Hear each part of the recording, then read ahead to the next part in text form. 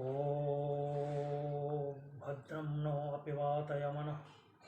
ॐ शान्ति शान्ति शांति। पिछले 2 वीडियो में क्रमशः इस वैदिक काल चक्र के मूल मंत्र की जो ऐतरीय ब्राह्मण की व्याख्या है और जिसमें अपनी धुरी पर घूमती हुई पृथ्वी से दिन और रात, सूर्योदय सूर्यास्त, दैनिक गति से काल गणना किस प्रकार चल रही है, हम समय चक्र को किस प्रकार जान पाते हैं, यह बताया गया है। दूसरे वीडियो में हमने यह स्पष्ट किया कि जो 12 महीने हैं जिससे संवत्सरात्मा काल को जाना जाता है, वह पूरे संवत्सर को 12 महीनों में कहाँ से विभाजन किया जाए, 360 अंश कहाँ से नापे जाएंगे, 30-30 अंश के 12 महीने कहाँ से नापे जाएंगे, यह बात स्पष्ट की गई। अब यह तीसरा वीडियो इसलिए हम बना रहे हैं कि पृथ्वी अपनी धुरी पर दीर्घ चक्राकार सूर्य का परिक्रमण कर रही है, न कि गोल। दीर्घ चक्राकार परिक्रमण से जो 30-30 अंश की दूरी होगी, वह एक विश्व से दूसरे विश्व तक के 6 महीने में क्रमशः जैसे जैसे पृथ्वी सूर्य से दूर जाएगी, वैसे वैसे परिधि बढ़ने के कारण दूरी जो पृथ्वी तय कर रही है, 30 अंश की दूरी बढ़ती हुई जाएगी और उसी के अनुसार उसमें लगने वाला समय भी कुछ अधिक होगा। ठीक इसके विपरीत मध्य विश्व से जब पृथ्वी सूर्य के नजदीक होती जाएगी और नजदीक से भ्रमण करेगी, तो 30-30 अंश की दूरी घटती हुई जाएगी और उसी के क्रम से 30 अंश चलने में समय भी क्रमशः कम होगा। यह कम कितना होता है और कितना बढ़ता है, यह क्रमशः होगा। अंग्रेजी महीने जो 365 दिन 5 घंटे 48 मिनट 46 सेकंड के संवत्सर काल चक्र को 31-7 महीने, फिर 4 महीने 30 के और 1 महीना 28 का कर देते हैं, उसकी कोई व्यवस्था वैज्ञानिक नहीं है, वह पूरी तरह अवैज्ञानिक व्यवस्था है। इसलिए वेद की वह वैज्ञानिक व्यवस्था जिससे कि हम इस काल चक्र के क्रमशः एक विश्व से जब पृथ्वी दूर जा रही है सूर्य से और फिर नजदीक से जा रही है, तो उसमें कैसा परिवर्तन होता है, कितना अंतर आता है। जो वेद के 12 महीने हैं, 12 महीनों में जो 30-30 अंश की दूरी को विभाजित किया गया है, उन महीनों का नामकरण किया गया है, उन नाम भी ऋतुपरक हैं। उन 12 महीनों के नाम इस प्रकार हैं, क्रमशः मधुमास, माधव मास, बसंत ऋतु, शुक्र मास, शुचि मास, ग्रीष्म ऋतु, नभ मास, नभस्य मास, वर्षा ऋतु, इख मास, ऊर्ज मास, शरद ऋतु, सह मास, सहस्य मास, हेमंत ऋतु, तप मास, तपस्य मास, शिशिर ऋतु। यह 2-2 महीनों की एक ऋतुएं हैं, लेकिन इसके अतिरिक्त ये 12 महीने भी ऋतुपरक है। हर महीने में ऋतु बदलती है, इसलिए हमारे यहाँ 12 आदित्य कहे जाते हैं। 12 आदित्य का मतलब यह है कि हर महीने में सूर्य का ताप घटता बढ़ता दिखाई देता है, प्रतिदिन घटता बढ़ता दिखाई देता है। उसमें भी 30 अंश की दूरी में काफी परिवर्तन होता है और वह परिवर्तन 30-30 अंश का स्पष्ट दिखता है। इसलिए उस 30 अंश के परिवर्तन में जो 12 विभाग में परिवर्तन होता है, उसको स्पष्ट करने के लिए ये 12 नाम वेदों में ऋतुपरक रखे गए हैं। जैसा कि हम पहले बताए, मधुमाधव बसंत, शुक्र शुचि ग्रीष्म, नभ नभस्य वर्षा, सर इख ऊर्ज शरद, सह सहस्य हेमंत, तप तपस्य शिशिर, ये 12 महीने।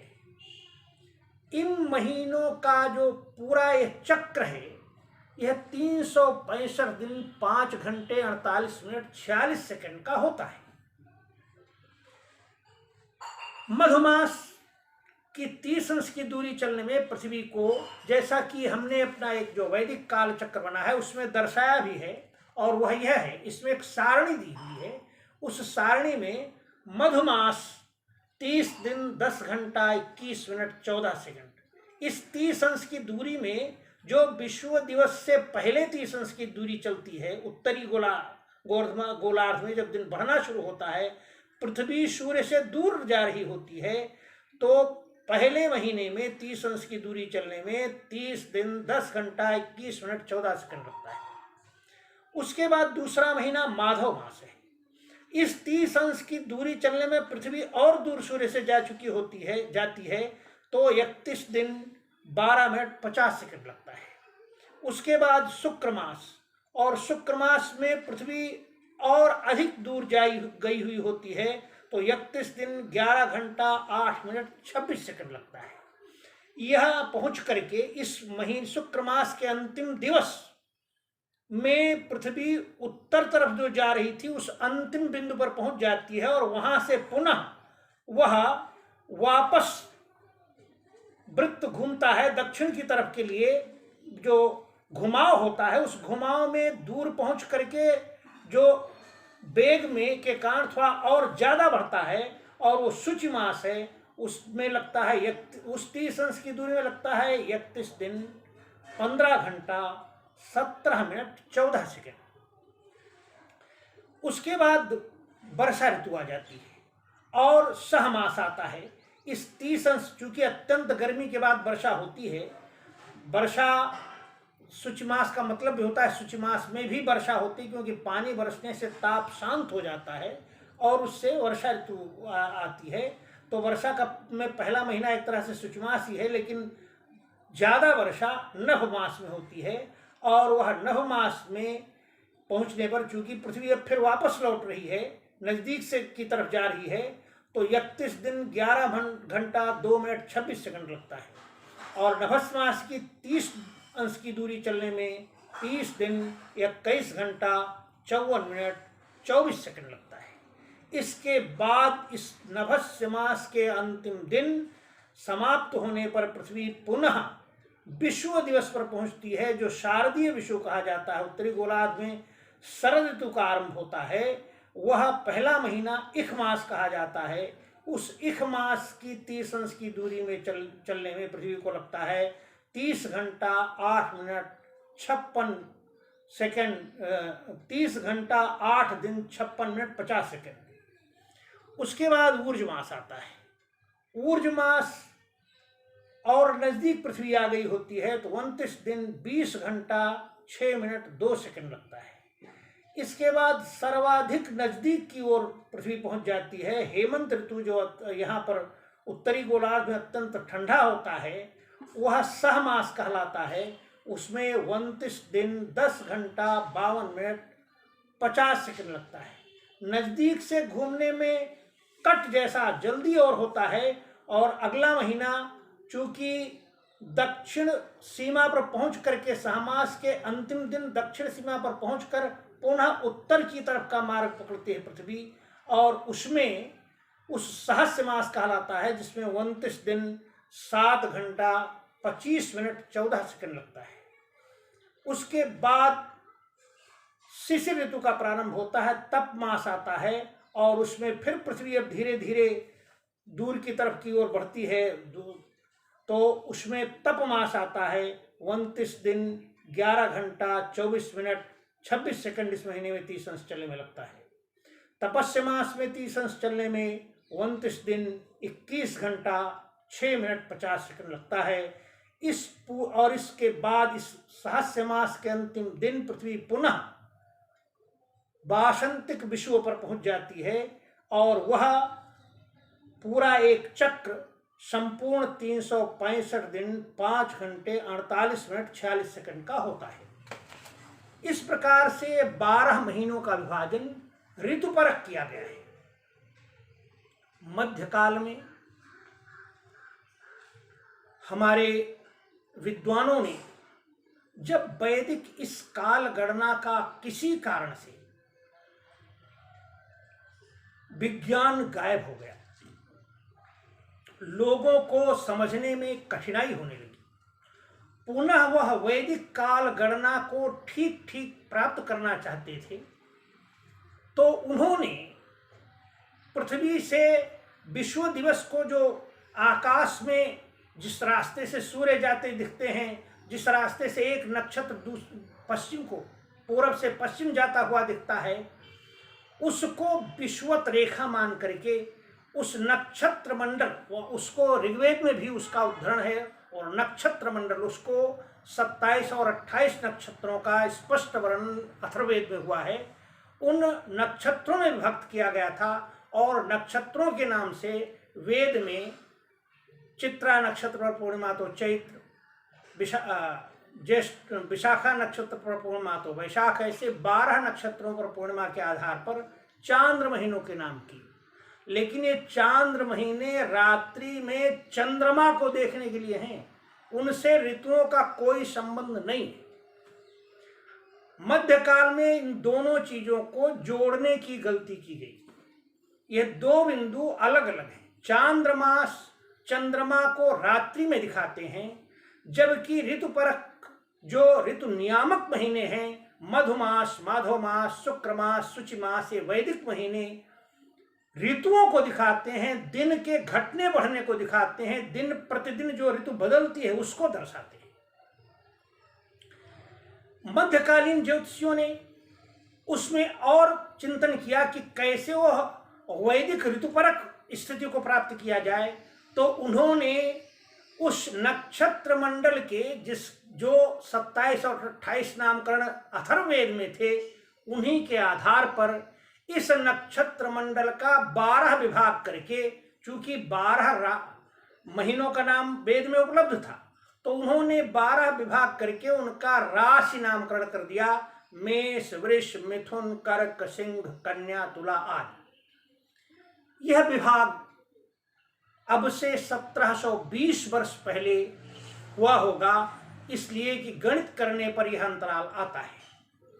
वास्तव में ऋषियों ने यह राशि नाम विभाग इसलिए नहीं किया क्योंकि पृथ्वी की एक तीसरी गति भी है।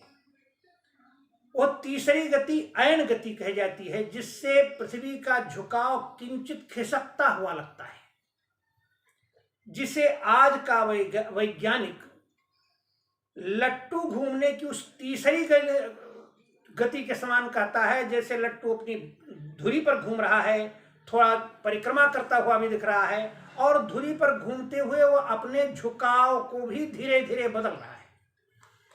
इस झुकाव का पूरा एक चक्र बदलने में 25,800 वर्ष लगते हैं। तो 25,800 वर्षों में पूरा अयन घूम जाता है। अब आपको ध्यान में आएगा कि विषुव जिस नक्षत्र बिंदु पर इस वर्ष दिखा है, जब यह बिंदु थोड़ा खिसक जाएगा तो वह नक्षत्र आने के पहले ही विषुव आ जाएगा। ऐसी स्थिति में नक्षत्रों की दृष्टि से पूरे नक्षत्र मंडल के दिखने में जो संवत्सर आता है, नक्षत्र सौर वर्ष कह सकते हैं उसको, उसमें और जो विश्व बिंदु से विश्व बिंदु तक, उसी विश्व बिंदु तक आने में एक वर्ष, एक संवत्सर बीतता है, उसमें जो थोड़ा सा अंतर आता है वह भी जानना जरूरी है। ऋषियों को यह दोनों अंतर ज्ञात था। जो 27-28 नक्षत्रों का विभाजन कर सकते हैं, उनको देख सकते हैं, बता सकते हैं, वो 12 विभाजन तो बहुत आसान था, वो कर सकते थे, लेकिन उन्होंने ऐसा नहीं किया। उन्होंने नक्षत्रों के साथ 12 नक्षत्र निश्चित किए, जिनके नाम से चंद्रमा जब उन नक्षत्रों पर पहुंचता था तो नक्षत्र महीनों का नामकरण कर दिया। चित्रा नक्षत्र पर पूर्णिमा तो चैत्र, विशाखा नक्षत्र पर पूर्णिमा वैशाख, ज्येष्ठा नक्षत्र पर पूर्णिमा ज्येष्ठ, आषाढ़ा नक्षत्र पर पूर्णिमा आषाढ़। इस प्रकार से 12 महीने नक्षत्रों के नाम पर हैं। उसमें जब उस नक्षत्र पर पूर्णिमा नहीं होती और अगली आती है तो एक अधिक मास जुड़ जाता है। जब सूर्य एक नक्षत्र, जब दिन बहुत छोटे होते हैं, पृथ्वी नजदीक से सूर्य के घूम रही होती है, तो 29.5 दिन में लगभग ये चंद्रमा पुनः एक परिक्रमा सूर्य की, पृथ्वी की कर लेता है।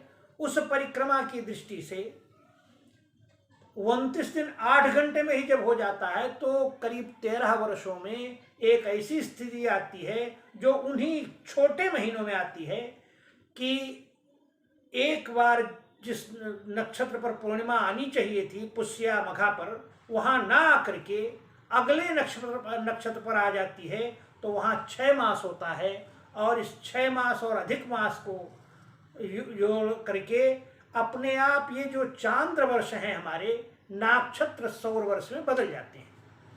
लेकिन इन दोनों वर्षों में अंतर होता है। नक्षत्र सौर वर्ष जो हैं वो 365 दिन 6 घंटा 12 मिनट 30 सेकंड में पूरा होता है। जिस नक्षत्र पर विश्व एक इस बार दिखा था, वह नक्षत्र पुनः आने में 365 दिन 6 घंटे 12 मिनट 36 सेकंड लगेंगे।